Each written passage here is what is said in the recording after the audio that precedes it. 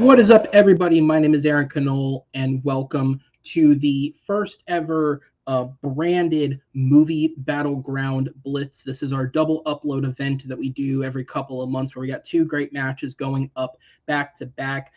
As you guys noticed, this isn't the normal start of a match. This is a bit of a prelude to the match, as you guys were made aware of before it goes up. Before we get to Alec Miller and Jeremy Adams, we have a bit of a situation that happened with one of our matches in the 0-1 bracket. To kind of briefly explain it again for those of you who may have missed the explanation on one of our Facebook pages, we had a competitor who had entered into the tournament. He was a rookie who was set to take over a spot that had been vacated by another competitor. However, he had his own personal issues come up that made it very difficult to record. And we pushed it off as much as we possibly could, but we have unfortunately reached a point where, because everything else is recorded already and we're already moving into prepping and recording the second round of the tournament, a decision had to be made. And so it was decided that this competitor would not move forward with us. Hopefully, we'll be able to have them make their debut following all of this because they have not played a match yet, and I would love to have them play, but it just wasn't the right time based on everything that was happening. But that left us with an open spot. We had a slot that we needed to fill. And for those of you watching who have never played, who have interest in playing, you might be thinking, well, why didn't you come to one of us? The competitor who wins this playoff to go into the match is going to have at most maybe a week to prep all their questions. It is admittedly a bit of a handicap situation that we're walking into because of production scheduling. And I just didn't want to do that to somebody who's never played. If you've never played the game, your first time playing should be relatively stress-free and without these complications. I wanted people who have experience walking into this. So from there, I was trying to figure out who should do it. We keep very few stats at Movie Battleground. It's all statistics, or it's not statistics, it's all subjective is the word I'm looking for. It's debate, it's opinions, it's arguments, it's who's there on the night decides the winner. So there's not a lot of statistics we can actually keep. However, of the few statistics we do keep, we got very lucky that with our round of 16 in both the 0-1 bracket and the 1-0 bracket, only two matches went to the blind round at the time of this recording. We have one match that got delayed. That's the match that went up the other day between Evan DeGraff and Tyler Birch. If that match had a blind round, I do apologize. It hasn't happened yet. I'm just being upfront with you guys. But of the other 14 matches, we only had two blind rounds in the first round of the tournament. And those were between Amadeus and Shannon Briggs and Chadwick Webb and Austin Howell. And because of that, I figured since they are the only two people who lost a match to do slightly better and push it to the blind round, statistics-wise, they are the two people who earned it. So, introducing to the Battleground, first up, with a record of 0 wins, 2 defeats, he is the only competitor to date that has gone to the blind round twice, and he still unfortunately doesn't have a win. He's hoping this one question will lead him to a win. He is Shannon Briggs. Shannon, how's it going? Oh, it's going good. All right, man. Happy to have you here. And introducing his opponent with a record of 1 win, 1 defeat, he is Austin Pez Howell. Austin, I don't fucking like you, but I will be nice. How's it going? Listen, you can give whatever explanation you want for having me in this playoff. The real reason is that the people demanded it. The people faxed you, emailed you, called you, messaged you, blew up your phone lines, blew up your... And we got time, so I'll let him finish up while I go ahead and get to the rules of Movie Battleground. With that said, guys, it is only going to be one question tonight, but the rules are the same. I hit the wrong slide there. The rules are the same. It is going to be a 1-minute intro, a 2-minute solo pitch following that, 4 minutes of open debate, and a 60-second closing. At the end of it, I do have 3 judges backstage who are kind enough to be here for this one question. They will decide who goes into this match in our sort of second chance slot. Now, as was said previously, it all lies on one question that was randomly picked and assigned to these 2 gentlemen. So with that said, Shannon, Austin, I do wish you both the best of luck. With that said, the question we are debating for the spot in the tournament is, What is Tom Cruise's most underrated film? He is a gentleman who is known for plenty of film, most of them good, some of them very, very bad, but underrated is not a word you often hear associated with Tom Cruise, and that is what we will be discussing tonight. So in the prep for the match, Austin, we use blind round rules for this in terms of whoever submitted their answer first gets to go first. Austin, that was you. So you will go first as I go ahead and bring your timer up. The time will begin ticking when you speak. And again, gentlemen, best of luck to the both of you. May the best man win. The Oxford Dictionary defines underrated as not rated or valued highly enough. And to me, when given that question of Tom Cruise's most underrated film, something to me immediately came to mind.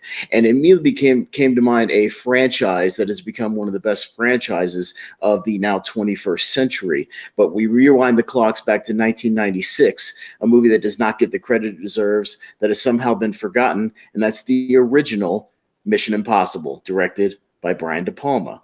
Brian De Palma coming off of the great Untouchables, Casualties of War, Carlito's Way, directing this remake of course, the 60s series, the updated version of this with a little more splash, a little more pizzazz, a little more star power. And it was a risky thing at the time. Spy movies weren't really big at the time other than the usual Bond films. And Tom Cruise and Brian De Palma decided to bring it back, and they brought it back in a fantastic way, and I'll explain why it's underrated in just a minute. All right, as the clock winds down, Shannon, you're up next for your first minute. The time will start when you begin speaking. In the 1990s, Tom Cruise was such an enormous movie star that he was able to achieve massive box office success in multiple genres. However, there was one genre that he had yet to fully experiment in, and that was horror. That changed with his lead role as the vampire Lestat in 1994's Interview with the Vampire, based on the successful book by Anne Rice, who also wrote the screenplay. At the time, he was considered miscast in the role despite its financial success, and Cruise would leave the horror genre for over 20 years due to criticism of his performance.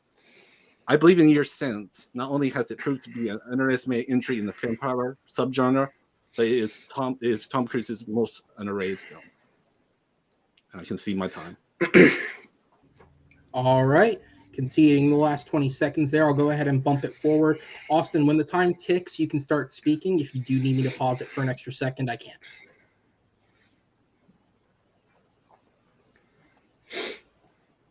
So when people talk about these franchises like Fast and the Furious, they immediately jump to stuff like Fast 5. When we talk about Mission Impossible, for whatever reason, they start talking about it pretty much at Mission Impossible 3 when J.J. Abrams took over. They talk about Ghost Protocol. They talked about Road Nation. They talked about Fallout. Nobody seems to talk about the original Mission Impossible. It seems to be forgotten for whatever reason. When you go back and look at it, it holds up incredibly well. It was only 66% on Rotten Tomatoes, 59 Meta. Reviews were mixed to good, but I feel like the reviews should have been better at the time. I think a lot of at the time, the reviewers were a little too nostalgic for the TV show. The people reviewing it were the ones who grew up watching it, and they weren't open to a new adaptation and interpretation, and we're a little mad what they did with Jim Phelps. But to regular audiences everywhere, to people who go back and watch this movie, it's a phenomenal spy film. Great action sequences, great spy espionage heist sequences, and just an overall fantastic pace. It's an hour and 50 minutes. It flies right by. It's just a completely underappreciated entry in the series, and just one that people, for whatever reason, don't talk about. You have excellent stunt work by Tom Cruise, as always. The wire sequences alone, we think of just him kind of floating there, but imagine the stunt work it takes to hold your body in those certain positions to do those action sequences. He's perfectly cast as Ethan Hunt, and it's one of the roles that we now think of when we think of Tom Cruise. You think about Ethan Hunt, you think about Mission Impossible. The supporting cast is great. You got Ving Rhames in this movie, who people forget he was in the original movie, coming hot off of Pulp Fiction. You have Jean Reno hot off of Leon the Professional. You have John Voight, who people didn't really know as a villain, would kind of kick off his villainous roles that would to come afterwards in Anaconda and Enemy of the State, things like that. You have an uncredited Emilio Estevez in the first 20 minutes of the movie as part of his team that gets killed off 6 months before Scream. Mission Impossible did it first, where they cast a named person that the audience didn't really know was technically in the movie and kills them off, letting you know that anything could happen in this movie. All the double crosses you love are throughout this thing. The fake rooms, the masks, the pulls offs, the reveals, everything you love about the later Mission Impossible films is here in this original. I feel like people really need to take time and go back and check out this one. And I see the rest of my time. All right.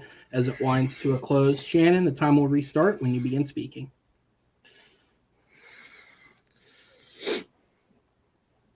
So the crux of Interview with a Vampire deals mainly with the relationship between Tom Cruise's character Lestat and Louis, played by the Brad Pitt when he in the middle of being a rising star in the early 90s.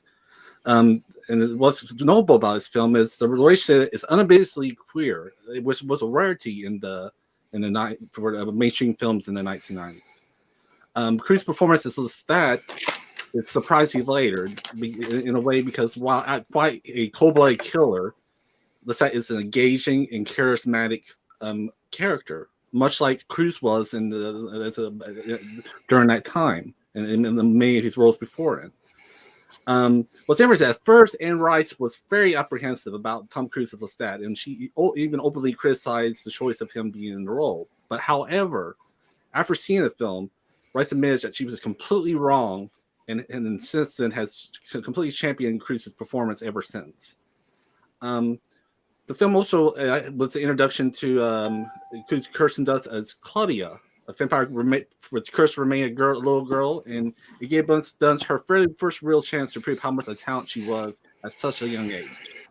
It includes makeup effects by the late Stan Winston that are as transfixing as they are unsettling, and Cruise left his comfort zone by being willing to wear the grotesque makeup for Lestat's progressive physical decline throughout the film.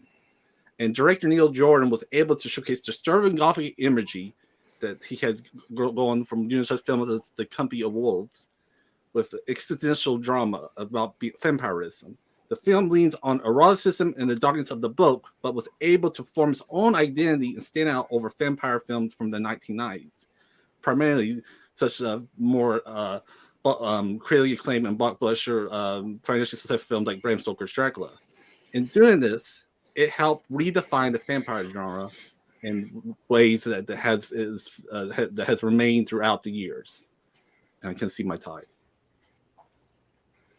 All right. As the clock winds down, we're going into the 4-minute open debate. If you guys want me to pause the timer, I can, but once it turns, you can start speaking now. I'll let you go first, sir. Be my guest. I would say that while the first Mission Impossible movie is, I would say, looking back at it, it's regarded as a great film.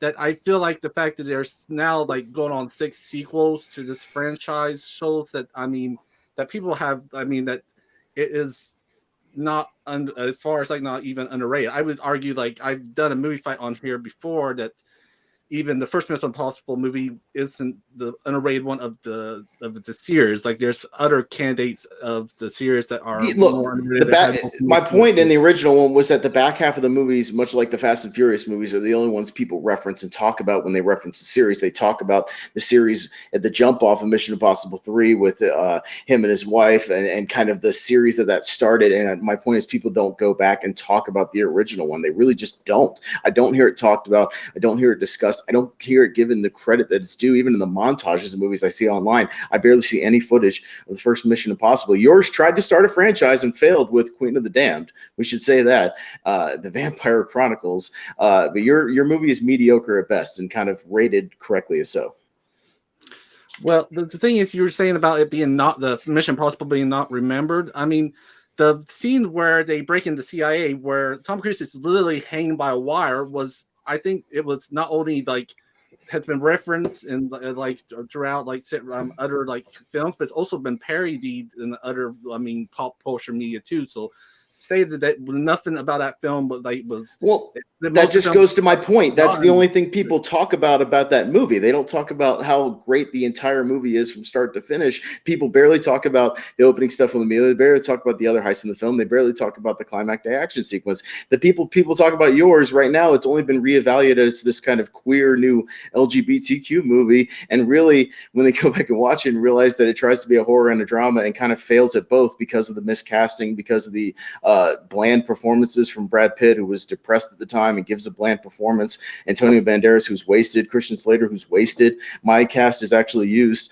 to a great degree, and yours is kind of wasted under a movie with very little plot. I dare you to ask what actually happens in your movie. It's two different movies, to wonder, but it doesn't happen.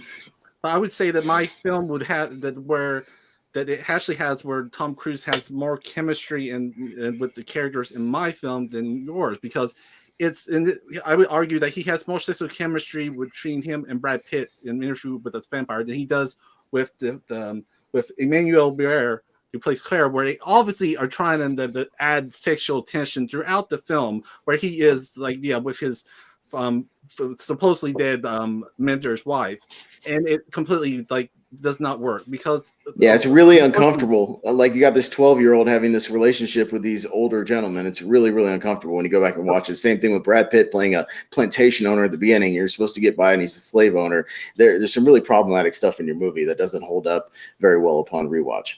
And also there's certain scenes in Mission Impossible that where you can tell where a screenplay was written by over and over again by three different actors, screenwriters, because it's a hilarious scene where you can tell screenwriters had no idea how the internet worked, where Ethan uses email, but uses the email incorrectly, like the handle of it in a way that with the header being with the send address being with a space, which was like a completely a beginner's idea of the mistake of figuring out how technology. The whole thing is, Tom Cruise is not the hacker of the movie, though. He's the action guy. He's the guy who gets things done. Ving Rhames in the movie is his hacker, and Emilio in the beginning of the movie is his hacker. Is the guy who uses the internet. He's the guy that goes out and get things done, which is what he's known for, being the action star, the front man, the guy who gets in the middle of things and get things done. That's not the point of the movie. He's not. And I would argue that the Mission Impossible films have not forgotten about about this first one, because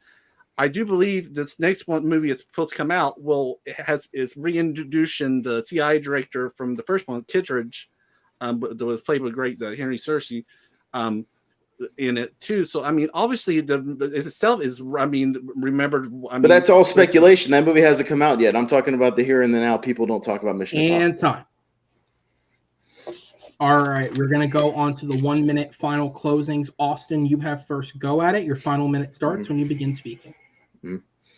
My main points I was going to make about Interview with the Vampire is that it's rated very mediocre, about the same as my movie, 64% Rotten Tomatoes, 59 Meta, almost exactly the same, but appropriately so, because the movie doesn't know what it wants to be. It doesn't know if it wants to be a horror movie or a period piece drama.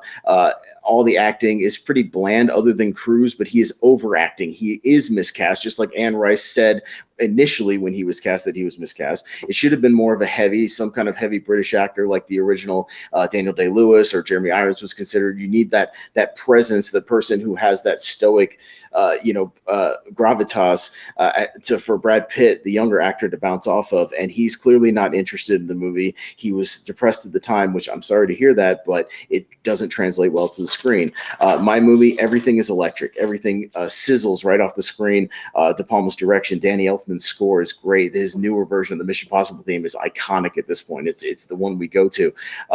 Just everything works. All the action is fantastic, and it spawned a franchise that gets talked about to this day. But again, to my point, underestimated value or importance, that's the first movie. And time. All right, so the final minute does go to Shannon. Time will start when you begin speaking. Interview with the Vampires look at the disillusionment of being a vampire has been an inspiration for such later films as like Only Lovers Left Alive. And about you brought up about the sequel to it, it was Queen of the Damned. And yes, that was a critical and box office disaster. And that proves how important Anne Rice and Neil Jordan were in the film and the story. And but without doubt, it also shows how crucial Tom Cruise's performance as a stat was in making that complex character work, despite misgivings by contemporary critics. They tried to add like the British actor Stuart Townsend to that, and he was really, it did not work at all. That it went so many different ways from the original source.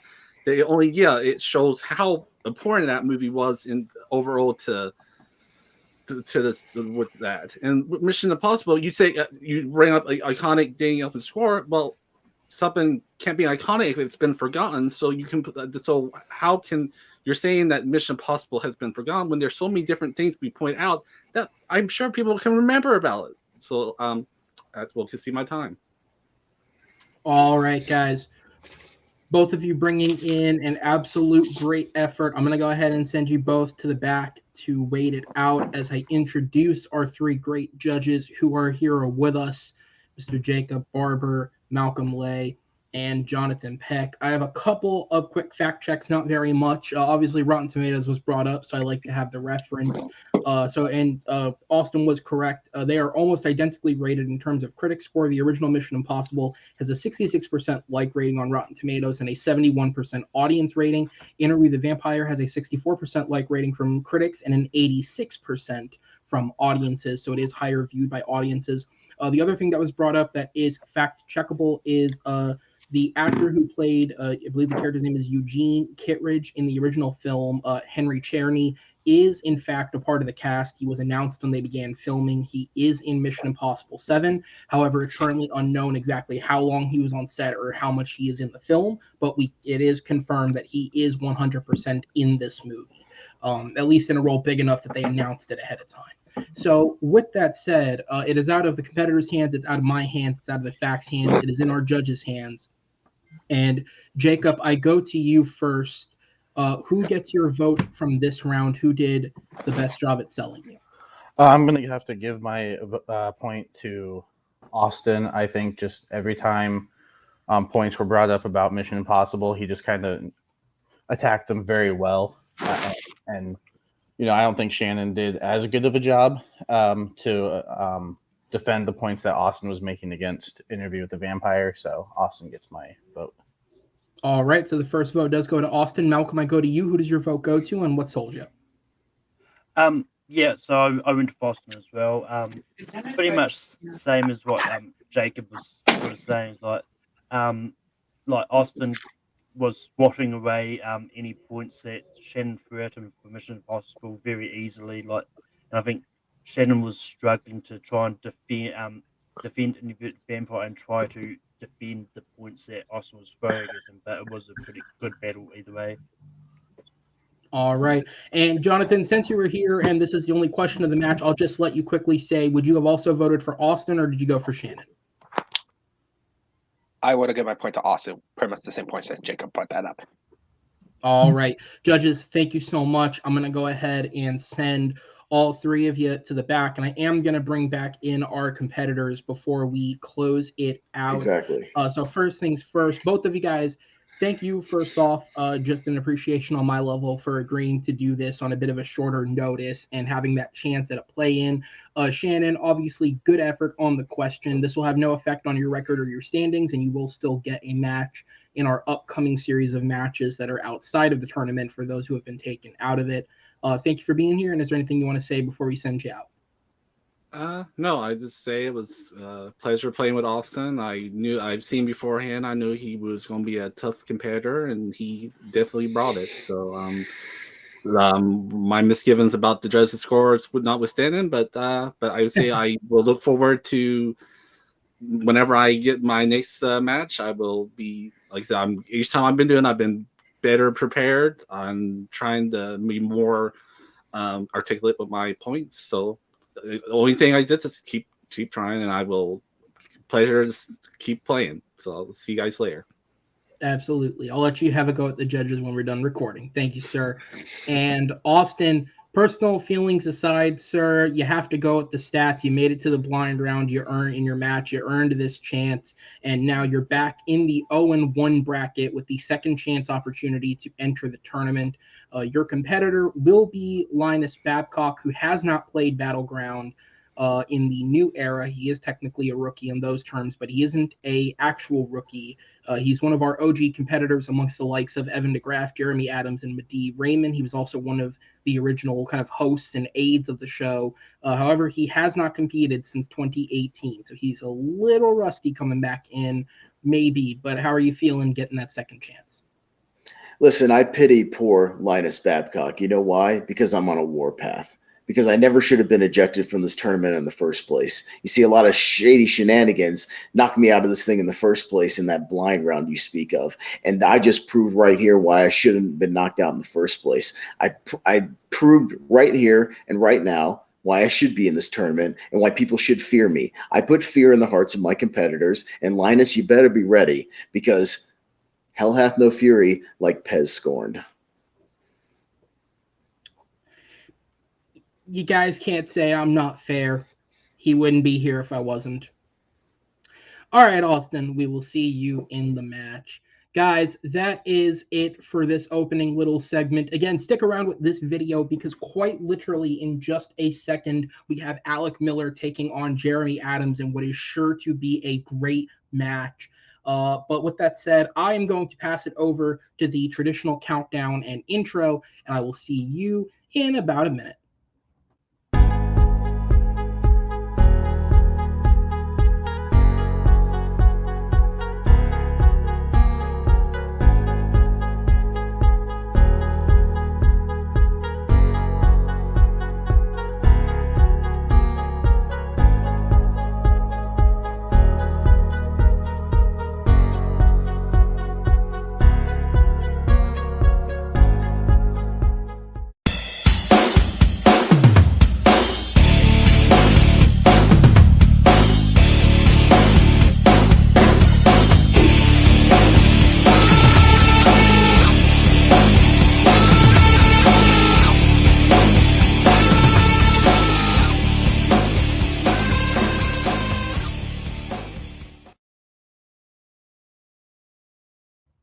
What is up, everybody? My name is Aaron Knoll, and welcome back to the Movie Battleground, or specifically for the first time, because I finally figured out what to call these things, welcome to the Battleground Blitz. That's right. Tonight we have not one, but two great matches going up back to back.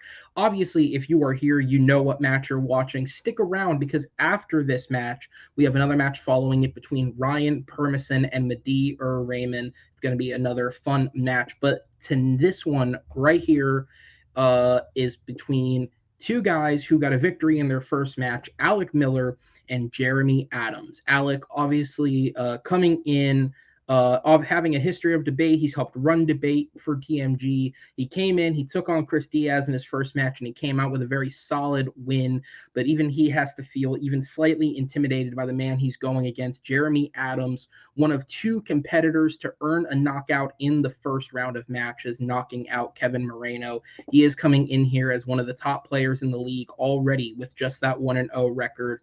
And it is sure to be a fun match no matter what. But with that said, I'm not going to waste any more time. Let's go ahead and get into this, because introducing first, despite the fact that he is 1-0 with a knockout, because we do everything by random wheel spin for the first couple rounds of the tournament, he is technically not the favorite. He is Jeremy Adams. Jeremy, how's it going, sir? I'm doing great. I'm excited to be in round two of the tournament. I'm a little nervous. I know I have a great competitor to go up against tonight, but we got some awesome topics, and I'm excited. Absolutely, man. And obviously, as I said, it can't be overstated. One of only two competitors in the first round to achieve a knockout between yourself and Henry Sanchez. As of now, only a third competitor in Matt Beer has achieved a knockout. So it's still something very, very special to have one of those. How are you feeling coming off of that into this match? We'll see if maybe that was just luck or if that actually accounts for anything. I'm just trying to focus on, the match at hand. Like I said, I have a great competitor, and, I can't be hyping myself up based on anything from the past. I just got to focus on this and trying to get to the next round of the tournament here. Absolutely. Well, Jeremy, it's great to have you back. I'm going to go ahead and send you to the back and introduce your opponent, coming in with a record of 1 win, no defeat, and by appearance so far, one less child than the last time he played. on camera. He still has the kid. Don't worry, guys. He is Sinister Alec Miller. How's it going, Alec? It's going good, man. You can actually see. Oh, the kid's still there. He's Never still mind, there. guys. I just can't see. He is there. Yeah, he's on my phone, so he's preoccupied. But I'm excited, man. I'm been looking to get back in the ring. These were definitely some interesting questions. I had to really like kind of dive deep and get ready for this. I'm not the best studier, so I'm not going to be that prepared. But I'm looking forward to it. Jeremy is definitely intimidating throughout all the fan leagues. So I'm just excited to get into this match and have some fun, talk some movies. Absolutely, man. Is there anything from your first match that you think you can kind of bring into this that'll help you move forward in this match? I think last time I was a little bit more aggressive. You know, not overly aggressive, not over like shouting, but definitely speaking out my opinion more. And I had that problem not doing that in past debates. So if I can keep doing that and just assert what I want to say without speaking over Jeremy, I think that'll be my key. All right. So we'll go ahead and bring in your opponent, and let's go ahead and get into it. Movie Battleground is a game that is a best of 5 rounds. The first to 3 points will go home with the victory. Each round is worth 1 point. If a competitor does happen to get 3 points in a row, that will be a victory by knockout. And if after 4 rounds there is a tie, we will go to the 5th round, which is the blind round. But we'll talk about that if we have to. In terms of regular debate, the competitors were given 4 questions ahead of time. They've had their chance to prep as much as they can for it. In the actual debate, they will get 1 minute first to open their argument. That'll be followed by 2 minutes of opportunity to kind of flesh out and explain their argument a bit more. Then we'll have 4 minutes of open back and forth debate. This will be the competitors' chance to really go at each other back and forth and get as many points in as they can before moving on to 1 final minute in which they can close and surmise their argument. Following that, the competitors will sit in the back and await judgment from the 3 great judges I have in the background in Chris Diaz, Jake Reese, and Kevin Poss, the recently married Kevin Poss, might I say. First time a part of the show since then, so congratulations to him. But they will come in, they will judge fairly, and we will move on to the next round. Are there any questions, guys? Nope. All right. So let's go ahead and get into it. And it's fun that this question comes up because we recently saw last month the release of the film Clifford, the Big Red Dog, a film that I myself actually didn't mind. But it's a movie that I think most people would assume would be terrible because it's a film based on the kids' book/show Clifford, the Big Red Dog. And as we've seen, those always go well. And with a lot of bait to pick from, the question here is, what is the worst family/kids film released in the 2000s? Now, just for the viewer judges' sake, this was open to any film obviously released in the 2000s that qualifies as a film for the family or for kids. At that point, the competitors took their directions with their picks. So, Alec, because you come into this by way of wheel spin as the favorite, you have the choice of what questions you go first on. You chose to go first on questions 1 and 3. Jeremy, you will go first on questions 2 and 4. And as I go ahead and bring in your timer, I will disappear and it will continue ticking, Alec, when you start speaking.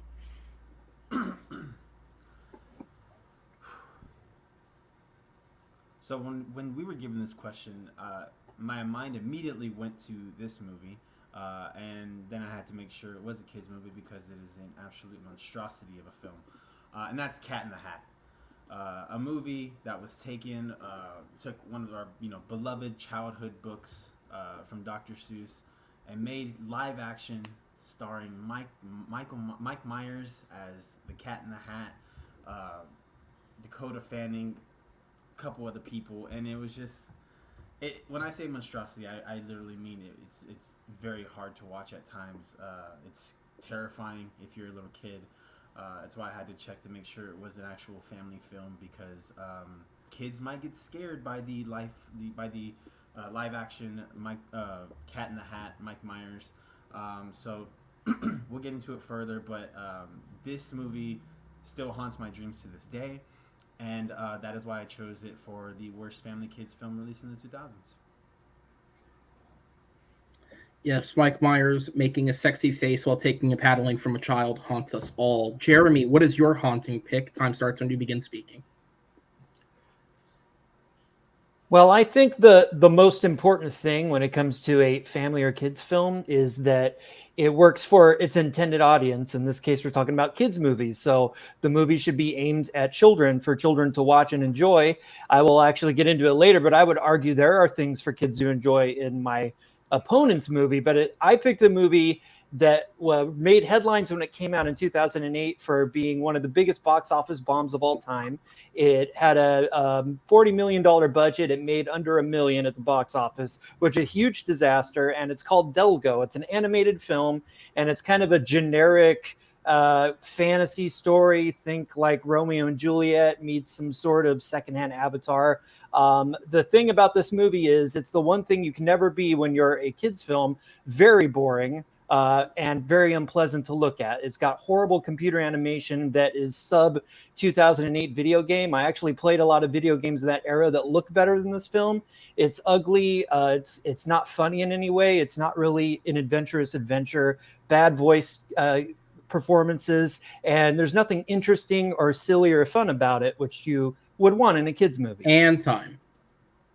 All right, so the Cat in the Hat versus whatever Delgo is. Alec, back to you. Time starts when you begin speaking.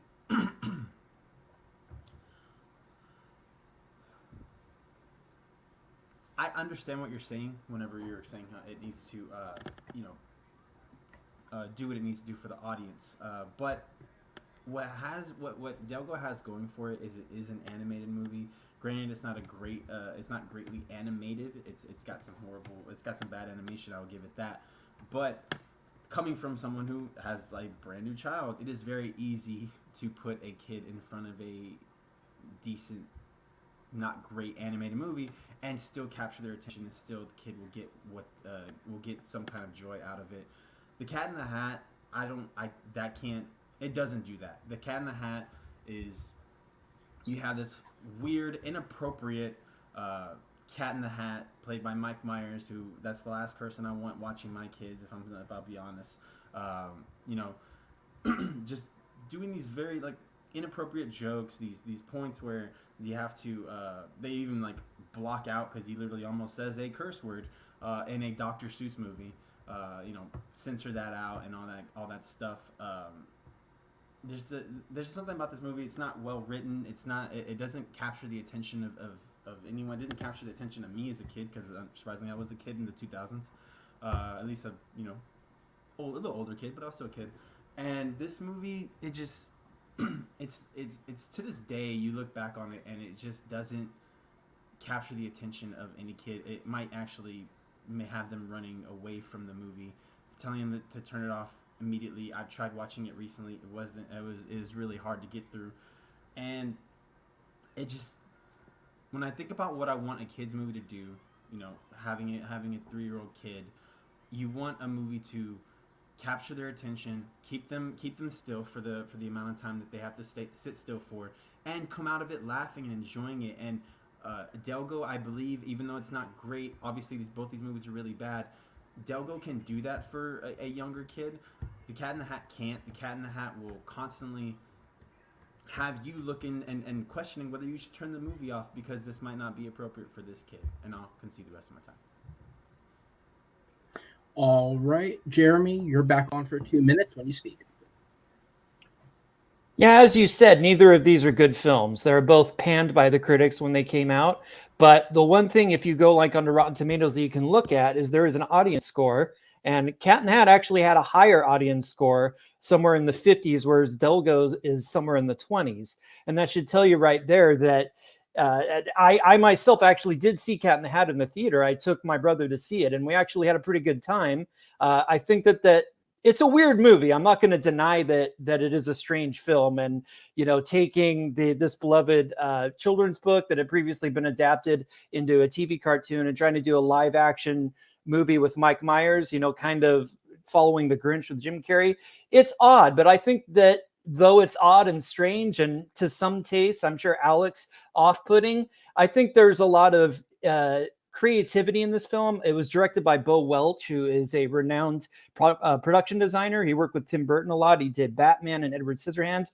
I think he brings a lot of unique live action sets that actually kind of attract and draw the eye. The taking cartoonish, animation Dr. Zeus designs and putting them into these actual sets and locations. It gives you something physical to orient you, and it's interesting. And I think that he brought a real director's eye to this film. And there, like I said, I think that I've watched, a lot of bad child performances, and there's actually some good child acting in this movie with Dakota Fanning and Spencer Breslin. But if you go over to Delgo, this is an animated movie that's terrible to look at. It's ugly. It's obviously cheap. I don't know where the budget went, probably to the voice cast, but you have people like Freddie Prinze Jr. and Kelly Ripa and people of this quality doing the voices. And I think, if I was a kid, I would much rather watch the weird movie that has potty jokes and is colorful and interesting to look at and is based on a beloved property than this rehash thing that's ugly, that's boring. I don't think boring is what kids want. Kids want something entertaining. They want something that's interesting, at least to the eye, that, kids are kids. They like potty jokes. They like slapstick humor. Delgo has none of this. Delgo is ugly and boring. And I think most kids would be running to watch whatever Star Wars they can get their hands on when they sit through this thing. And that will be time. All right, guys, we're going to go into the 4-minute open debate. The timer will restart once the first person speaks. So Delgo, the thing about Delgo is, they are trying something. It's an animated movie. I'm a lot more lenient when it comes to animated movies, especially like ones like this where it's obvious that there was no inspiration put into it, but I feel like they were at least trying to do something with Cat in the Hat. They're taking something, like you said, a beloved children's book, something that I think kids that went to go see it enjoyed the book. They're young enough to where they still like remember the book, but they're not too old where they're not going to enjoy the movie. And they go to this movie and you just see completely different, like completely weird stuff that really had nothing to do with the book. The weird set pieces, the whole going inside the box. It was just all over the place. The weird obsession with purple slime, Alec Baldwin's giant belly for some reason. It's all over the place. It doesn't capture the attention of what you want at least a children's movie to see. Maybe it's one of those movies where as a parent you're just like, I don't know if this is appropriate, and you probably turn it off. Whereas Delgo, at least it's it's animated. It's got nice colors. It's going to be able to capture the child's attention, and you're not going to feel like you need to turn it off if you're a parent. I can tell you as a parent, sometimes you're stuck having to watch stuff with your kids. And I know this is your point of view is you don't want to have to sit through Cat in the Hat. But for me, I'm way on the other side because Delgo is a movie that it's basically you've got these race of aliens go to a planet, these like lizard-looking aliens. There's other lizard-looking aliens on the planet, and they're allowed to live there. But then there's like a war, and the one guy who rises up in the one alien race falls in love with the daughter of the other alien race, and they've got to bring everybody together. It's this rehashed Romeo and Juliet story. It's rehashed stuff that you've seen a million times, and it's so I can't overstate how ugly it is to look at. The animation in this is. It's almost like a 90s video game. It's that poor. And having to sit through this when you know what great fantasy movies are out there, what great animated movies are out there. Like, I know a lot of people aren't fans of Avatar, but I'm screaming for Avatar. Give me Avatar watching this thing. But with Cat in the Hat, like, I like Mike Myers. I love the Wayne's World movies. And though, they buried him under this makeup, they made him play the Cat in the Hat. He's still Mike Myers. He's still got the energy and that charm, and there are some weird moments, I'll give you that, but he's got an energy that you don't have any energy in Delgo. And the Cat in the Hat, the source material, is a really weird book. It's about this weird cat that comes into this home, and he starts doing strange things, and he brings out thing 2 and thing 1. It's a beloved book, but it's an odd book. Dr. Zeus was a strange guy. He had these strange creative visions. And this movie, though, it's a more lower common denominator, early 2000s comedy version. It gets to some of that in the production design and in the performance and the energy of it. With the story of Delgo, though, even though it has been rehashed for us, the Romeo and Juliet, it's one of those classic movie tropes that movies will always go back to, because there will always be an audience that hasn't experienced that story yet. Granted, it's not the best that they can watch that gets that story, but it's a story that is kind of timeless. It's something that we'll always go back to, and for a kid to be able to see, a love story, see some space aliens doing some stuff. It's one that I think a kid can sit down. Granted, they don't have nothing else to do. Just put it on the background, enjoy it. Like with Cat in the Hat, I don't see that. I see something that could, if I show it to my kid, he'll probably scared, but he's a little scaredy cat sometimes.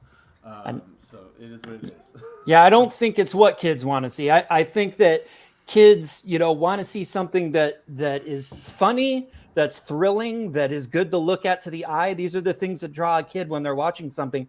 Delgo, like I said, it doesn't have any of that. The poor voice acting, the lack of any good jokes, the lack of a thrilling story. It's something that even a kid can sense there's a better version of out there. Cat in the Hat, you've got jokes, you've got there's actually some really good slapstick humor with the characters Thing 1 and Thing 2. And they talking about relatability, it's these two kids that are in this weird situation and they're trying to spend their day, and these are likable kids in this movie. All right, we're gonna go to the final minute. Alec, back to you, and you start speaking.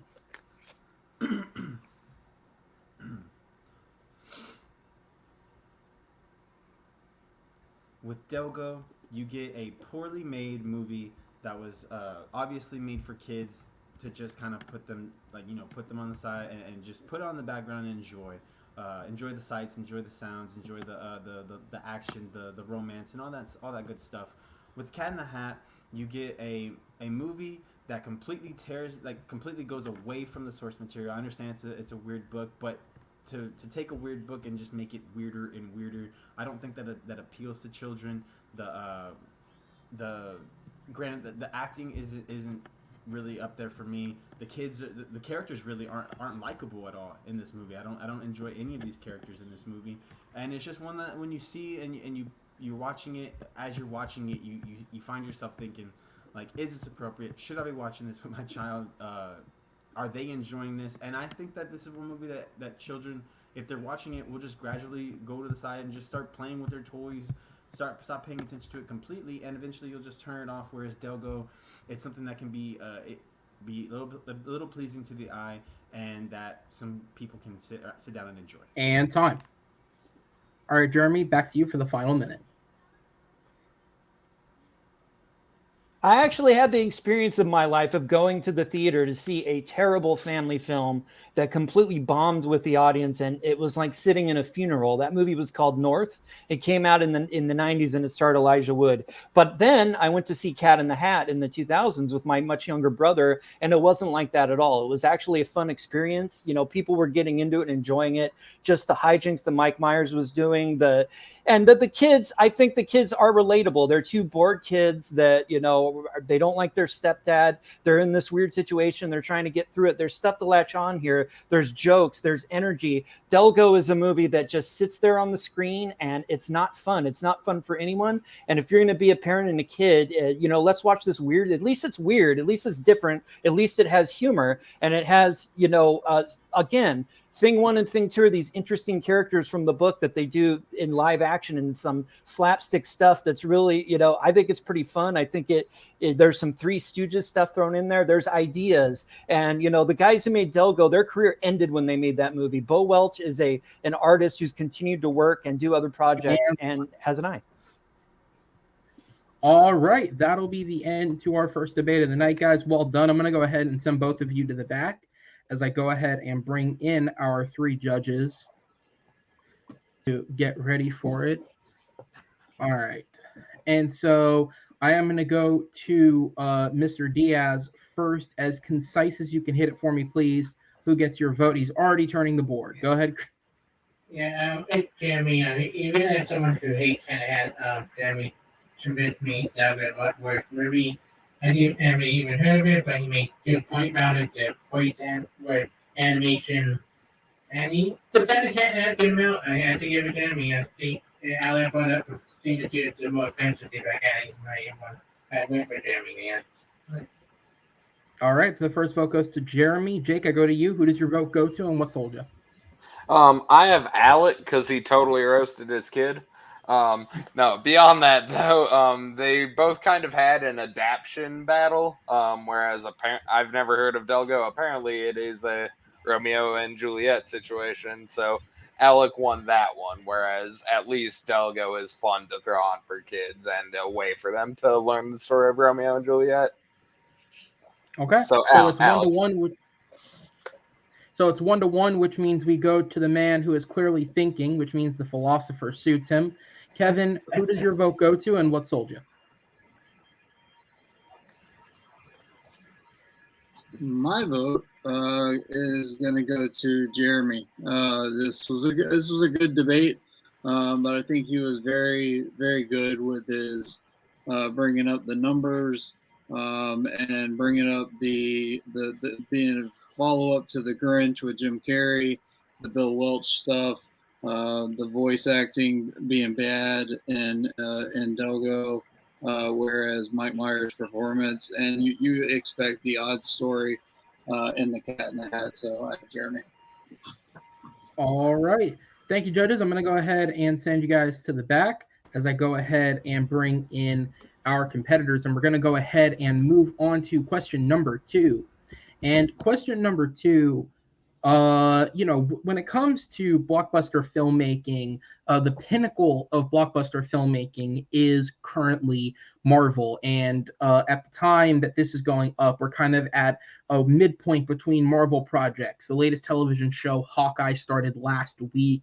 We had Eternals come out at the start of November. We have Spider-Man coming out at the end of December. And the one thing that unifies all of these projects is they are something that will either have a continuation or are a continuation of something we've seen before, or if in Spider-Man's apparent case, a continuation of fucking everything we've seen before.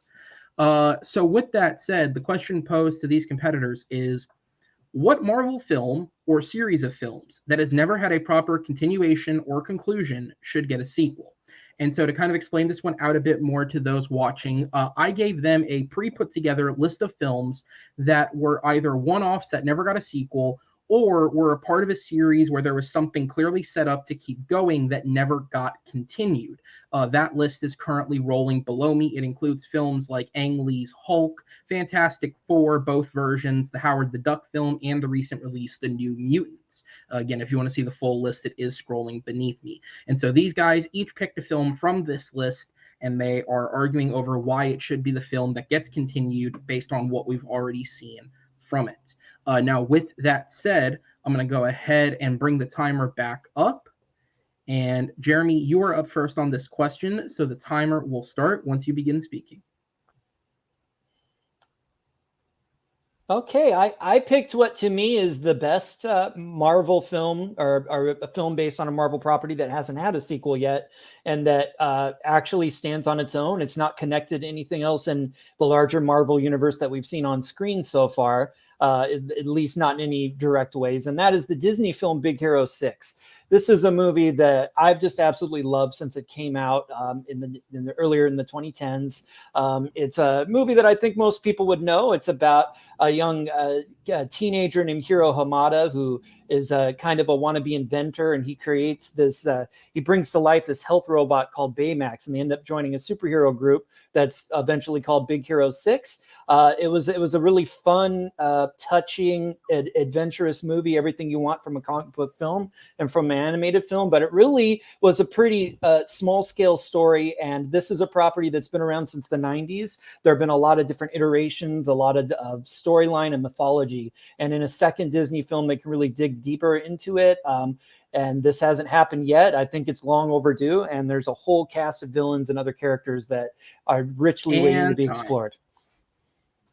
All right. And before we pass it over to Alec, as I'm prone to do from time to time, for any potential, particular people out there who are saying, but they're making a sequel show, and they already have a show on Disney, technically. It has been said that show is no longer considered canon, and we know next to nothing about the upcoming Baymax show on Disney Plus because the trailer that was released for it was quite literally all shots from the first film. So that is why the film is still very clearly an answer for this, because there is nothing to go off of except what Jeremy comes up with. With that said, Alec, back to you for a minute. So I went the opposite way as Jeremy, and I decided to pick a bad movie that I feel like had potential, and even had a director's cut that was very much improved from the original. And it made me at least want more to see where this movie goes, where they could go with it, and that is Daredevil, starring Ben Affleck. This is a movie that I watched as a kid. Obviously, I enjoyed it because I was a kid.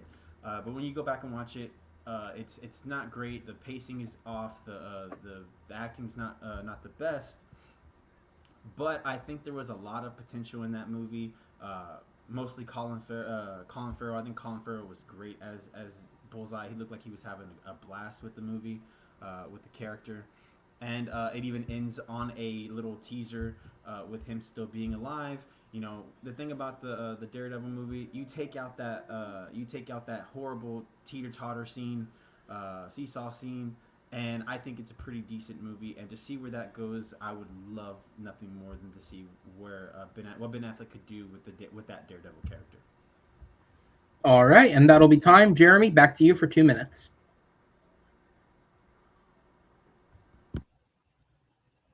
You are muted.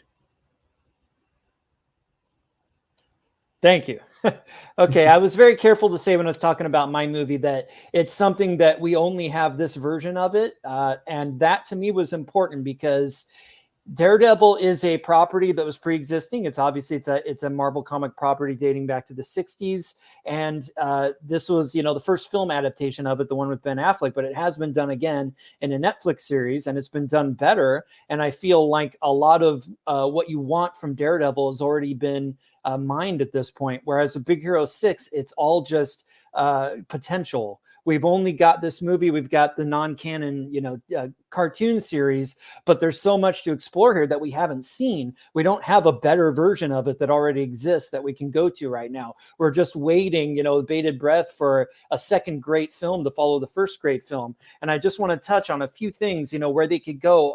In the first film, obviously, this kid Hiro Hamada is leading this group, and then there's kind of a teaser at the end of the film in the after credits where they find out that one of the other members of the team, his dad actually has a cave, like a bat cave, with all of the gadgets and things for them. And obviously there's some other backstory there that you can start getting into. And I'd love, to get into that. There are other existing heroes in the world that they start to connect with, with his father. And I actually thought, they could bring in this character from the comics named the Ebon Knight, who's like an existing superhero. And maybe he comes in and tries to take over the team, kind of pushes Hero out, and Hero has to kind of, assess himself, what does he really believe and stand for when he's not, when he's pushed to the side of this team. And then, how funny would it be to see Baymax on the team without Hero and stuff. And there's just so many great villains in the comics that you get into. There's a character named Everwraith, which is a spectral spirit. I think that would be an interesting thing to see in animation. There's a character named Bagdoll, who's a woman who breaks into these three different, identities. She becomes three different people, and she can like battle back and forth. I mean, there's just so much rich stuff to explore here that we've never seen. And again, this is a property in the first one that has such heart. You care so much about Hero, you care so much about Baymax, and to see their relationship evolve, to see conflict, and to see the relationships with the team evolve will be so great. And time. All right, Alec, back to you. 2 minutes when you start speaking.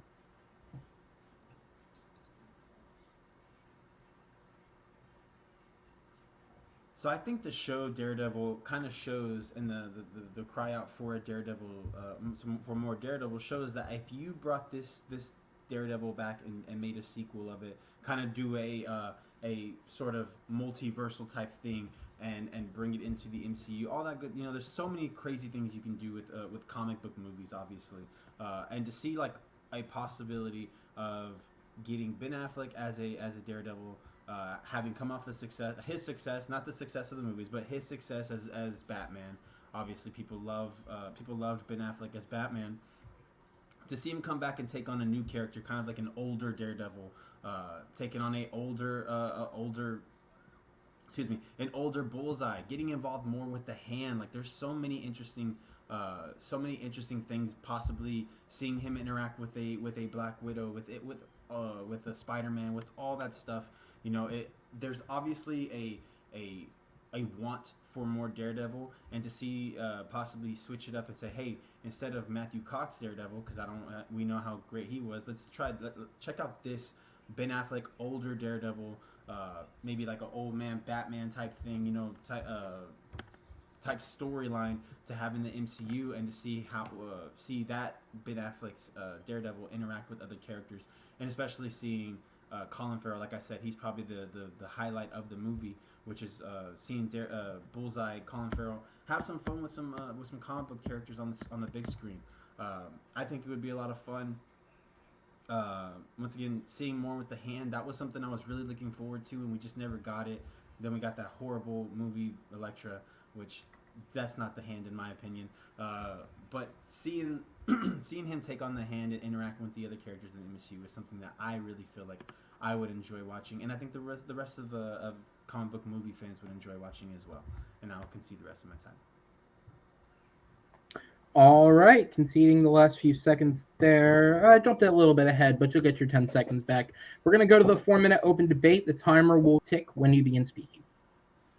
Well, I think what was said in the argument here is, we're looking to do a continuation of our film. And it sounds to me like what you really want is to take, the Ben Affleck Daredevil kind of out of his movie and put him in maybe in the MCU and do something, over there. Whereas we actually already know we're getting Charlie Cox in the MCU in some way. He's going to be in the She-Hulk show. I think what people really want in the MCU is that Charlie Cox, and to bring in how much would people want Kingpin from the Netflix series in the MCU? That would be awesome. That's really where the hunger is. But if we're talking about just extending your movie, you have a dated 2000s movie with one of Ben Affleck's worst performances, and the movie itself it isn't something you want to expand on. It's something you want to forget and put aside, and then go to the new thing that's been done with the property. Whereas with, like I've said, with my movie, it's right there. They set it up to continue at the end of the film. All those characters are so rich and waiting to be explored. I want to continue this story. I want to continue with these characters. Yours as a movie and as a property was just kind of dead on arrival, and that's not, you could talk about taking Ben Affleck out of it, but he probably wouldn't even really be playing the character that he was playing in that movie. He'd be, doing his modern day Ben Affleck thing as Daredevil. Would be a totally different thing. I see what you're saying, but hey, when you throw an argument one way, you got to adjust, and I adjusted, and that's where I came up with that. We're coming with the Daredevil movie. If you're getting a proper sequel, I feel like if you get the proper the right director, the director that directed Daredevil was obviously tied, because when you watch that director's cut, it is much better than the original Daredevil release. And if you get the proper director to really be able to tell the story he wants to tell, the right writers, this could be something I think that really works with Big Hero 6. Big Hero 6 is such a beloved movie, but it's one of those movies where when I'm watching, I actually, even though it could go somewhere, I'm actually so satisfied with how that movie ended, with just leaving it the way it is. And the fear for me with a Big Hero 6 sequel and continuing it, it is that it starts to get watered down. It starts to become something that we're not really interested in watching, or it becomes cookie cutter sequel type stuff. With Daredevil, like, there's so much stuff you can do. I feel like with the amount of people. At the time, comic book movies were not where they're at now. They're much more at a high much more beloved nowadays. And if you could tell a new story following those same characters, going deeper into the hand, going deeper into him fighting street crime, not always having to fight like some crazy assassins, it would be a very fun sequel, in my opinion. And whereas Big Hero 6, I just don't want to lose that love that I have for it. It's one of those I just want to say, you keep talking about the director's cut of Daredevil. I actually had heard that a lot, so I myself spent my own money to watch the director's cut, because I'm like, maybe this is different than the other movie. Maybe it's really improved. I'm sorry, but I don't really see it. There was a whole extended plot line with Coolio in it. There was a court case. There was extra stuff in the movie, but I don't feel like the lack of quality in the performances, the lack of quality in the writing was really benefited by the added courtroom plot line. And it's just, to make something viable out of your movie, you just have to really change it. You have to have Ben Affleck, giving a better performance. And of course he would be older, so he'd be a really different take on the character. An older Colin Farrell, I don't really think he has fun in that movie, but I really don't think he's that good in it. And Jennifer Garner's Elektra was, bad in that movie and even worse in her own movie. It's just, we got some rich stuff with the Netflix series that gave us a taste, which is something that we want to see expanded into into full-length movies. But with your movie, it's like I said, there isn't really anything of quality of what they did there that works with the property. And in terms of a Big Hero 6 sequel, they could sour it, but they could also make it great, because with any comic book property, you have the rich material there. It isn't like they're just making it up. They have years and years of material to draw from, and these characters are so great. We love these characters. We want to follow them, and there's so much great stuff you can do. And time. All right, we're going to go on to the final closing minute. Jeremy, your first time starts when you begin speaking.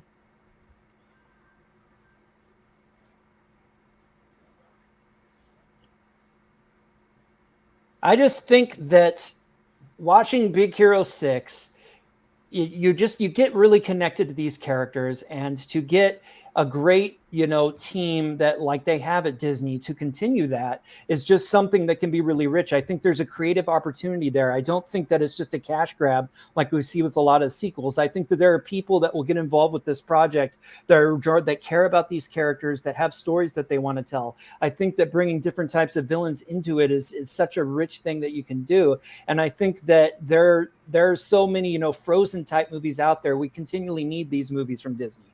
We need these movies that, have the adventure, the Incredibles of the worlds, the Big Hero 6s of the worlds. They give so much to the whole family and to people who love this type of material. And I think some of the MCU stuff we're getting is getting a little stale these days. I'm kind of starting to fall behind on some of these Disney Plus series. I think to go back to Big Hero 6 and how much I love those characters is something that would really be a breath of fresh air. And, Ben Affleck, Daredevil, I'm sorry, it's something I want to forget. I don't see what bringing that movie back is really going to add. I think, you go forward with Daredevil and do new things. All right. And last but not least, back to Alec for the final minute.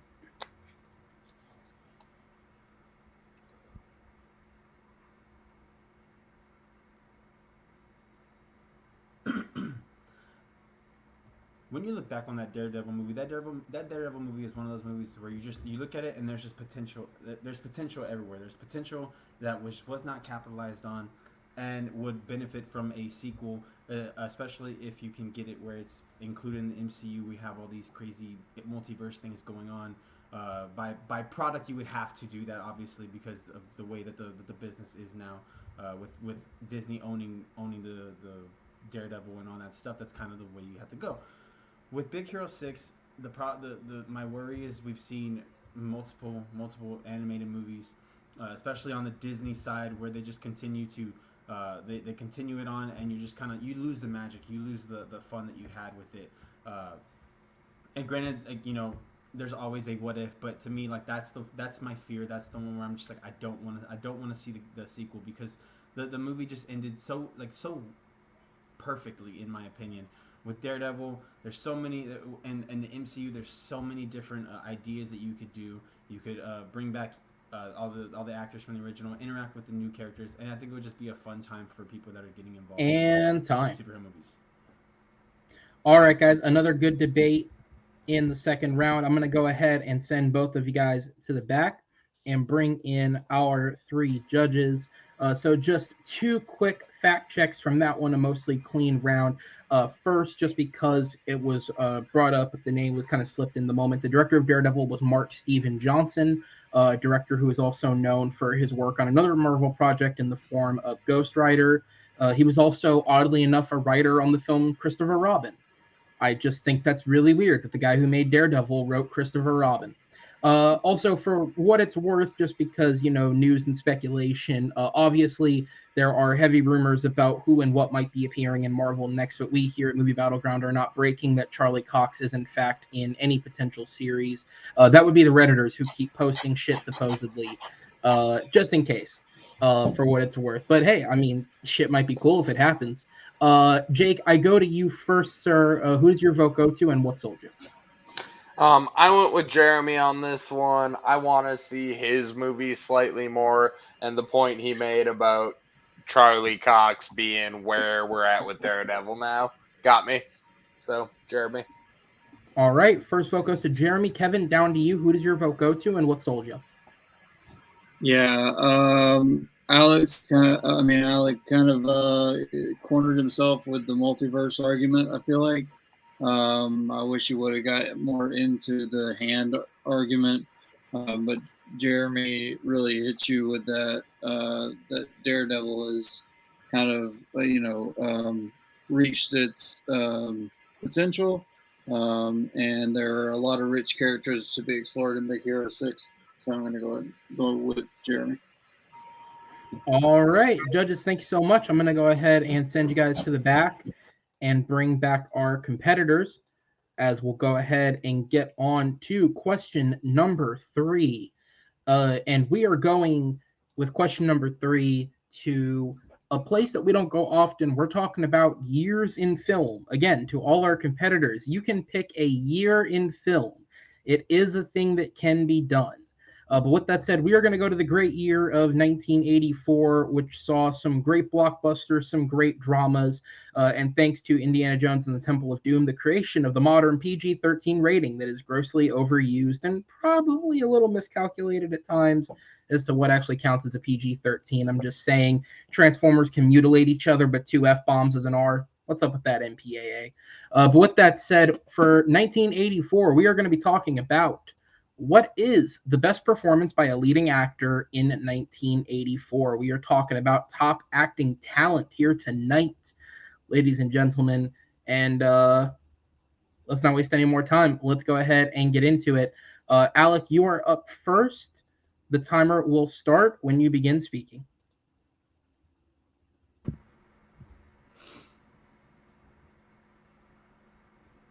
This one was tough for me because this is actually a year I don't go back to because I wasn't alive in 1984 and I haven't seen a lot of films in 1984. I looked up some good stuff, found a good one that I thought was interesting, and I went with Jeff Bridges in Starman by John Carpenter.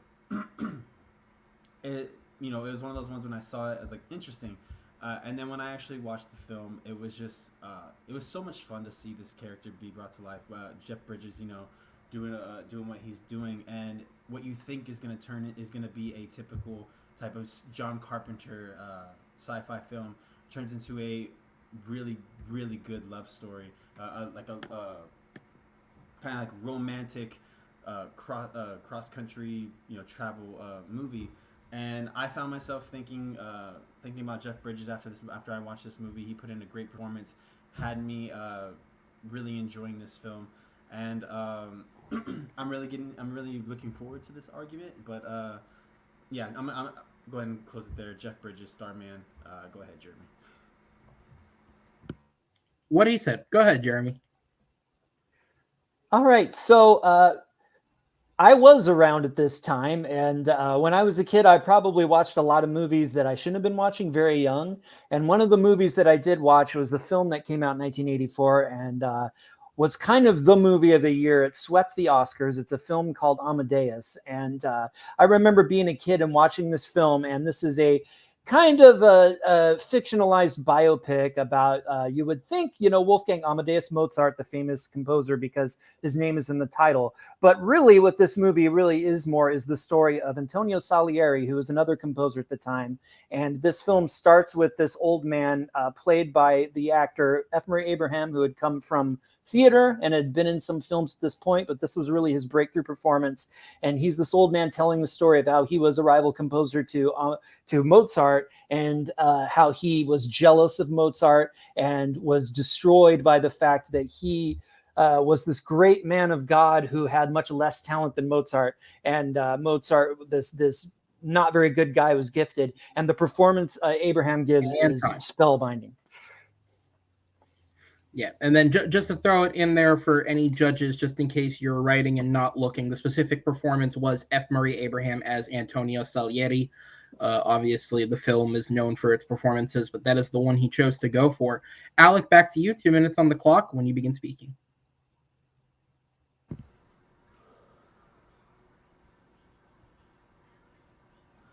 I will admit, I chose the underdog in this fight. I chose, Jeff Bridges, a simple sci-fi romance movie that really you would think had no business being in the being nominated for an Oscar, but due to the performance of Jeff Bridges, he is able to bring this character and completely just make you fall in love with the performance.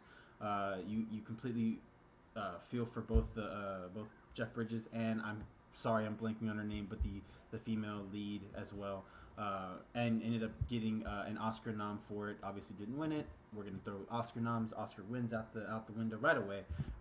But to do what he did and to get at this time, get to get the kind of spotlight on a movie like this, it takes a master performance from Jeff Bridges, and I love that about it. It's a movie that I'm going to go back to over and over again. It really, really is. Like, I'm really happy that I watched this movie for this question. With Amadeus and F. Murray Abraham, I ended up actually, both performances are fantastic. But and F. Murray Abraham is great in it. But I find myself going back to Tom. I'm sorry if I mispronounce his name. I think it's Hulch. Or Aaron will correct me on it. Whenever I'm thinking about that movie, even though Antonio had the better story, I feel like Tom Hulce had the better performance as Amadeus Mozart, and that's what I end up leaving that movie with.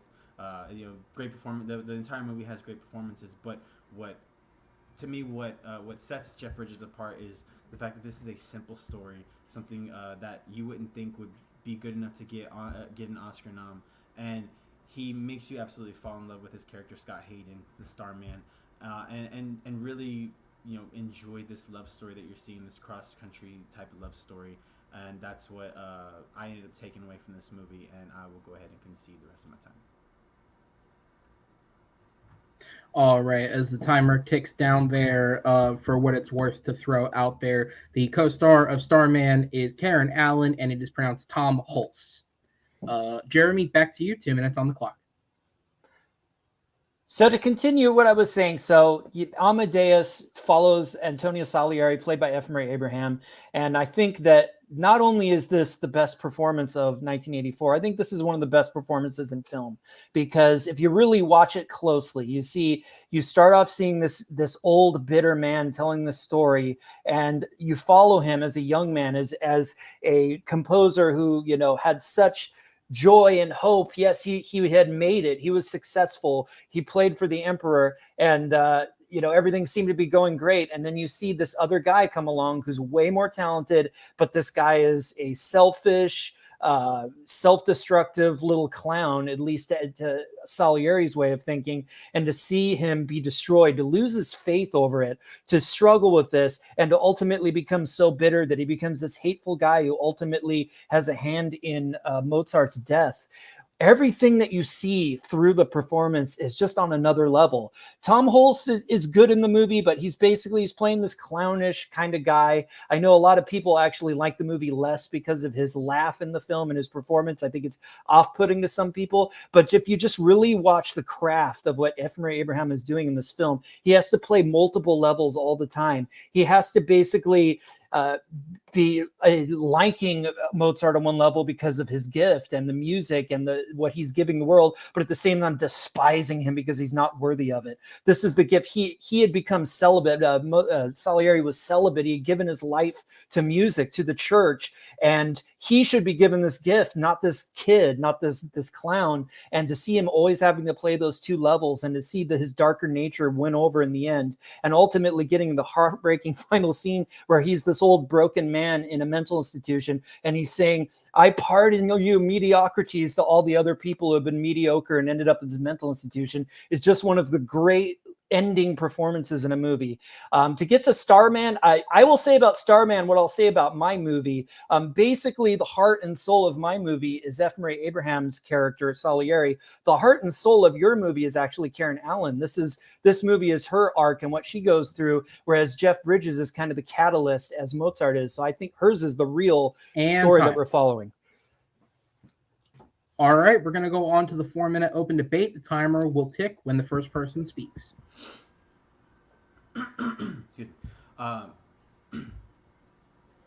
Yes, to get Karen Allen is fantastic in the movie, and she is the catalyst for the. She is kind of the who you're following, but without Jeff Bridges' performance as Starman, like that, I don't think you get that out of Karen Allen, and vice versa. Without Tom Holtz, you don't get what you get out of F. Murray Abraham. You say the laugh made people people that you talk to made them not like it. That's what I ended up loving about Tom Holtz as Amadeus is the fact that he was playing this pompous, arrogant kid, like I said, a child, and doing everything that he's doing, kind of just doing kind of messing up Salieri's legacy. Sorry about that, and ruining what Salieri loves, and with basically just this. Prodigy who doesn't care, who doesn't really care. Seems like he doesn't care about the music. Is just ultra talented. I really enjoyed that performance from Tom Holtz. Whereas F. Murray Abraham, I mean, we can't. It's one of those. It's another one of those questions where you're like, best, worst. It's one of those ones I'm not gonna say F. Murray Abraham was horrible. But when I leave that movie, I think about Tom Holtz and how really great he was as Mozart, as this obnoxious, arrogant child, pompous little kid, and doing what he does to Salieri. But it's Salieri is this movie. Without Salieri, you don't have the film. He is our narrator. He is our entry into it. We're in his mindset through all the film, and only with a great actor who, like I said, can play all these different levels do you get this film to be as great as it is. I think if you had a different actor, if you swapped their roles, you wouldn't have the brilliance of what this film is. And to get to what I was talking about with Starman, basically Jeff Bridges, because you didn't really kind of explain it. Basically, he's an alien being who comes down to Earth, and Karen Allen, her character just lost her husband. You said Hayden was the name of the character, and basically this alien being looks at pictures and film of her husband that she's watching in her house, and he comes to life and he becomes this alien. So what Jeff Bridges is doing in this movie is playing this alien in a human body, and he's doing a lot of tics and like bird-like behaviors. He's kind of feeling what it's like to be in a human body. It's a very kind of external performance. It's a character that it really is on the surface because he's just learning to be a human. But the heart and soul of that movie, what gets you through it, is Karen Allen. It's the story of her processing the grief of her husband, of losing her husband. She never got to do that. She never got to say goodbye to him. And because this alien has come into her life, she gets to do that. She gets to say goodbye. She ultimately even gets to have a child, which is in a sense kind of her husband's child. But the Starman himself, he's just there. He's just an alien. And I actually think that Jeff Bridges kind of walked so a lot of other people could run. I think that this human and alien form has been done even better going forward, like in television and stuff. I just watched a show called Resident Alien with Alan Tudyk. I think what he does there in that, playing an alien who's taken on a human form, there's more humor, there's more life, there's more depth to that character, even though what Jeff Bridges was doing, being kind of the first to do it. But when you take especially in this context, since I've recently watched the movie, to see what Jeff Bridges does, knowing who Jeff Bridges is, all the other movies that I've seen Jeff Bridges in, to see such a nuanced performance from Jeff Bridges, where it's just very, very much like I said, an alien in a human's body. It's just very interesting to see that it's we all know how we can just imagine how hard it is to try to act not human. You know what I mean? And when Jeff Bridges does it, it just seems absolutely effortless. And he's able to pull out that performance, that story. With Karen Allen in Starman, excuse me, sorry, I'm having a little bit of cold. To pull out that story and like I said, get an Oscar nomination for something that really at the time hadn't been really seen. It's your very out of nowhere type of Oscar nomination. Like I said, he's an underdog in this, and to me, like that was the performance that I will always go back to. And I do have to say, because you keep bringing it up, I mean, my guy F. Murray Abraham did win the Oscar that year. He actually beat Tom Hulce and Jeff Bridges to win. And yeah, again, Jeff Bridges, it's a more surfacey performance. I'll get into that. And time. All right, so we're gonna go on to the closers. Alec, 1 minute for you when you speak.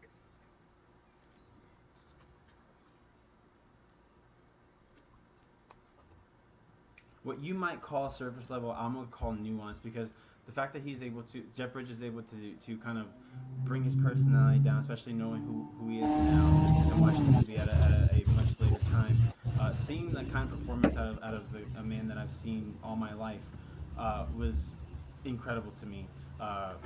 In my opinion, even though F. Murray Abraham won the Oscar, I leave that movie thinking of Tom Hulce, thinking about how much I hate him as how much I hate Amadeus, and kind of like even though his music's fantastic, you don't want to like it because of the kind of person that he was in the movie. I feel like Jeff Bridges' performance allowed Karen Allen to do what she did and just made that movie so much better than it possibly could have been. It could have been a typical kind of like later John Carpenter movie where it's very much him doing his isms. With this though, he was able to get a nuanced performance from Jeff Bridges, and even a great performance from Karen Allen. And I just think it's one of those movies that if you know Jeff Bridges and you've never seen this movie and you watch him in this movie, you would not even believe that it's him. And time. All right, Jeremy, final minute on the clock for you. So yeah, Jeff Bridges, like I said, he comes up with all these tics and this external stuff to basically give that he's an alien, but you don't really get to know that character. You don't, the way that the movie's set up, he isn't somebody that you can really relate to or connect with. He's interesting to look at, and I'll give you that Jeff Bridges made some interesting choices, but this was an early version of this kind of trope of the alien who's trying to be human. I think like I said, it's been done better. I look at the nuance of some of the actors that have played Doctor Who, like Matt Smith, Peter Capaldi. I look at what Alan Tudyk is doing on the show Resident Alien.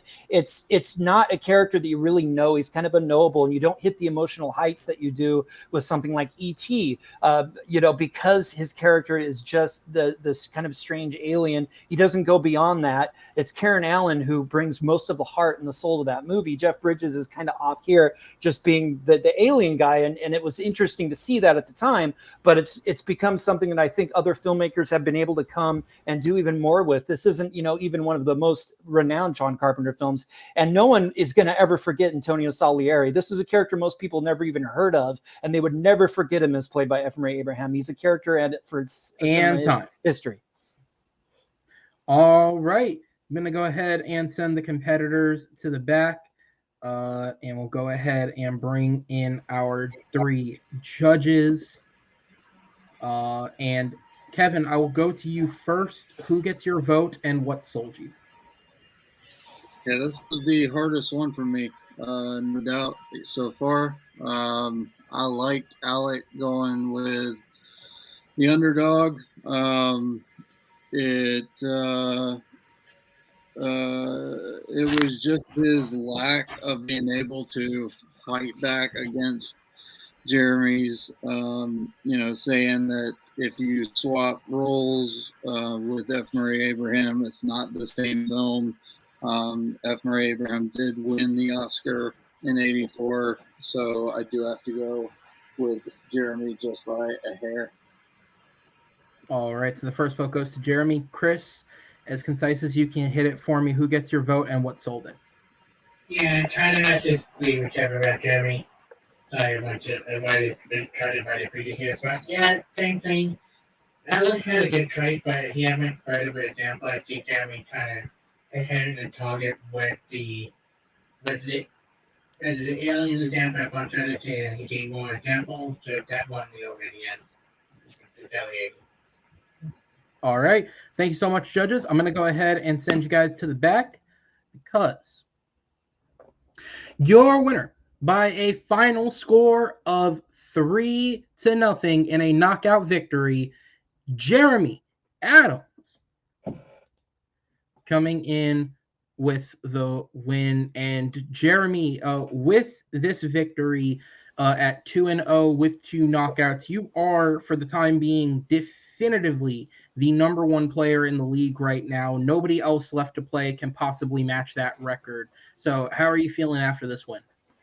I mean, when you put it that way, I hadn't thought of that, but I it is just 2 matches. So, I mean, it means more to me when you've got like 8 matches and stuff and you've got, those kind of stats, but it's still awesome, at least at this moment to have those kind of props. I appreciate you singling that out. It means a lot to me, but I just have to say, Alec really did a wonderful job tonight. I really don't think that the result speaks to his arguments and his talent for debate. I think that it just went a certain way, just the way it came down. I think even the judges said some of them were real close. And even I was like, I felt a couple could have gone a different, one way or the other. So I think it sometimes the stats, don't tell the whole story, but I feel good. Yeah, absolutely. I'm excited that, I made it through two turns here and I get to go to the next part of the tournament. And I feel like this one gave me a little more confidence than the first one did. I feel like I'm growing in confidence with every match because, I've been out of the game for a while, as I think everyone knows. Absolutely. And speaking of that next match, you are in the final 8 of the 1-0 bracket, and your next opponent will be Jordan Owens, who recently won his second match against Caleb Hansen. What do you know about Jordan, and are you looking forward to it? Well, I've seen Jordan, online on Facebook in the Schmodown group. I'm aware of him. I know that he has some interesting movie opinions, which will be kind of fun. Stuff that I don't necessarily agree with some of it, so that might be fun to spar with. But in terms of his debate prowess, I'm probably going to have to watch some tape and kind of assess some things because he's kind of new to me when it comes to that. But I'm excited. Obviously, the guy. You don't get to this third round, not being pretty damn good. So I know I'm going to have, a fight on my hands one way or the other. And it's just a matter of kind of doing my research and doing my homework and being confident and being ready.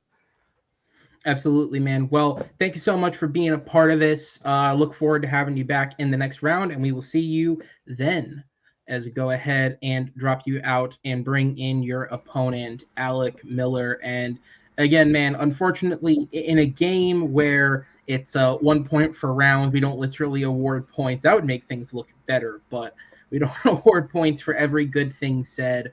Unfortunately, it is a knockout. No shame in it, though, as I did say loudly. He is the number 1 player in the league, so at least you can say that. If he wins it all, that's even better for you. But how are you feeling? I'm feeling good after that compliment that, beating me makes you the best player in the league. That's always great to hear. Absolutely. So yeah, I mean, it was a great match, man. It was this is something that I enjoy doing because it forces me really to watch movies that I've always wanted to watch. I've always wanted to watch Amadeus, just never got to it. And this tournament really forced me to do that. And that's like one of the fun things about doing Movie Battleground is it forces me to watch things that I might not watch or might not have on my radar and have and grow an appreciation for them. But yeah, man, it was a blast. I can't wait to do this again. 1-1 is not anything to be upset about. That's a pretty good record. I know there are gonna be some people, unfortunately, that are 0-2. So I'm glad I'm not in that camp because that was a real fear of mine before my first match with Chris Diaz. Yeah, absolutely. In a world where everyone is pretty much 0-2, 1-1, and 2-0, it could be much worse. So. Take it for what it is. And hey, as we saw with Kevin Moreno, the last guy who got knocked out by Jeremy rebounded with a confident win. So if that states anything for your future, it is looking good. But Alec, thanks so much for being here, man. I do look forward to having you back as soon as possible, and we'll see you then. Anytime. And guys, once again, what a way to start off this double event here, the Battleground Blitz. First off, at least it's a short match. If the second one goes really long, at least you can say this one was short. But once again, guys, this is a 2-match event, so stick around because we have the second half coming up very shortly between Ryan Permison and Mehdi Raymond. And I don't think that one will be short, if only because the two of them are buddies and they'll just sit there and talk the entire time and rack up like an hour 20 alone before we get to the battle. But first off, thank you to my three great judges tonight, Chris Diaz, Jake Reese, and Kevin Poss. Shout out to both the competitors, Alec Miller, and of course our winner, Jeremy Adams. And on behalf of all my fellow producers here at Movie Battleground and TMG Entertainment, my name is Aaron Knoll, and I will see you guys in just a few minutes on the Movie Battleground.